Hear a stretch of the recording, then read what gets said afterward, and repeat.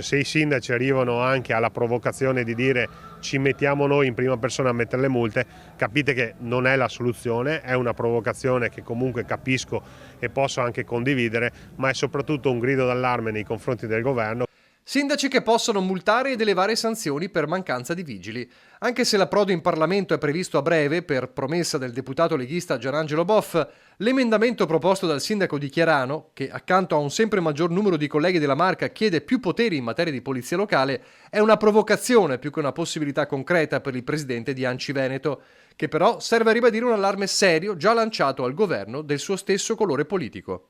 Che dia la possibilità agli enti locali, in particolare quelli virtuosi. Ricordo che io rappresento 560 sindaci in Veneto che hanno i conti in ordine, non esiste un comune in predissesto, in dissesto finanziario in Veneto, e quindi chiediamo semplicemente di avere gli strumenti minimi per poter operare e servire la nostra comunità. Una carenza di organici che spesso si riflette sul tema sicurezza, se da più parti si chiedono presidi di controllo impossibili da organizzare dappertutto.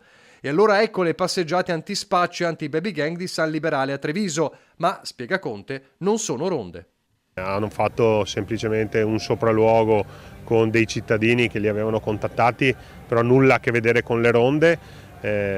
Metodo che io non ritengo adeguato, anche perché si mette a rischio anche la sicurezza delle ronde stesse. Credo che quando si parla di sicurezza bisogna rivolgersi ai professionisti della sicurezza. L'autodifesa dei cittadini non è mai la soluzione.